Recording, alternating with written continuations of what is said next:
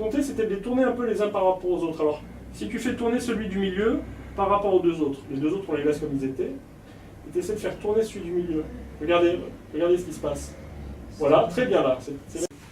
En physique quantique, on va voir que les physiciens, pour expliquer les observations expérimentales, et notamment un petit peu quelque part ce genre d'expérience, ont introduit la possibilité de pouvoir être dans plusieurs états à la fois. Donc par exemple, dans plusieurs positions à la fois. Vous pourriez être par exemple chez vous et ici. Ce n'est pas interdit en mécanique quantique. Alors ça reste compliqué pour des choses aussi grosses que vous, mais quand on travaille avec des toutes petites particules, des photons notamment, qui sont des grains de lumière qu'on a présentés, ou des particules comme des atomes ou des électrons, ben, eux, ils se comportent vraiment comme étant à plusieurs endroits à la fois.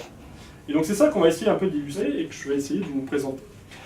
Donc d'abord, les photons, c'est les grains de lumière. La lumière, vous connaissez un petit peu. Vous savez qu'elle a un côté un peu ondulatoire et un côté un peu corpusculaire. Alors pourquoi on dit un côté corpusculaire? Si vous prenez une plaque photo et que vous envoyez de la lumière, mais en mettant la lampe au minimum, vous envoyez très peu de lumière sur la plaque photo, et quand vous arrêtez le développement, qu'est-ce que vous voyez?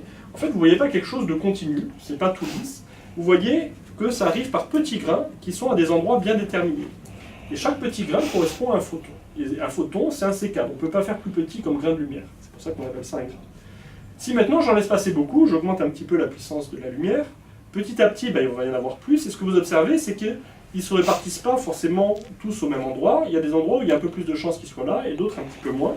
Et petit à petit, sur ma plaque photo, je vois apparaître l'image qui se reconstitue.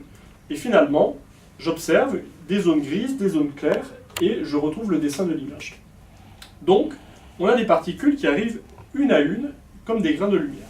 Et puis, quand j'ai beaucoup de lumière, en fait, vous voyez quelque chose qui vous semble un petit peu continu, un peu comme un liquide, et composé de plein de petits grains, vous voyez plutôt l'aspect liquide. Alors maintenant, il y a une expérience très importante en physique qu'on appelle l'expérience des fondiums, qui est un peu toute simple. On met une source de lumière, on met ici quelque chose qui empêche la lumière de passer, donc un écran opaque, et on fait juste deux petites fentes à l'intérieur de cet écran. Et ça va manifester le caractère ondulatoire de la lumière. En effet, imaginez par exemple que vous faites des ondes à la surface des eaux, en mettant un petit caillou, vous savez que ça va bouger la surface de l'eau en faisant des maxima et des minima. C'est ça qu'on appelle une onde. Ces ondes, souvent, elles se propagent, elles se déplacent. D'accord? Vous voyez le cercle qui augmente. Pour la lumière, c'est un petit peu pareil. Vous avez la source qui envoie des ondes. Et qu'est-ce qui se passe lorsqu'elle atteint les deux petites fentes ici? Chaque petite fente, en fait, va faire comme si elle réémettait une onde. Vous voyez, ça fait des cercles qui partent de la fente. Mais maintenant, j'ai comme si j'avais deux sources, d'accord? Et chaque source émet des ondes, mais donc je vais avoir des endroits où j'ai des ondes qui arrivent d'une source qui se superposent aux ondes qui arrivent à l'autre source. Alors s'il y avait deux maxima, ça fait un maximum encore plus grand. S'il y avait deux minima, ça fait un minimum encore plus petit. Par contre, si j'ai un maximum et un minimum qui se rencontrent, ça fait quelque chose de plat. Et on dit que j'ai une interférence. Donc c'est pour ça que vous voyez ici des zones comme ça qui font comme des traits où il y a des interférences. Alors si je mets maintenant une caméra en face et que je regarde ce qui se passe et que je refais la même expérience de diminuer ou de partir d'une lumière très faible et d'augmenter progressivement l'intensité lumineuse.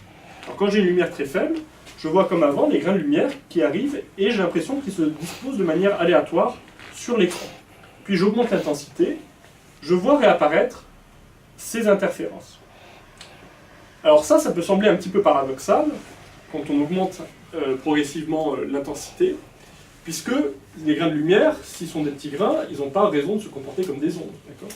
Alors comment on résout un petit peu ce paradoxe d'observer des interférences, même si c'est constitué par chacun des petits grains? La mécanique quantique, les physiciens, ils ont dit, en fait, la position, elle va être aléatoire, on ne va pas pouvoir prédire où est-ce qu'il va attirer le grain. À chaque fois qu'on en envoie un, on n'est plus capable de dire où est-ce qu'il va arriver. Par contre, ce que je peux dire, c'est qu'il y a une onde qui va être associée et qui va donner s'il y a plus de chances ou pas de tomber à un endroit. Et comme c'est une onde, elle va subir les propriétés d'interférence et tout ça comme l'eau. D'accord? Donc je retrouve des maximums parce que j'ai plus de chances de tomber là, mais si je fais une expérience une à la fois, je tombe un peu n'importe où.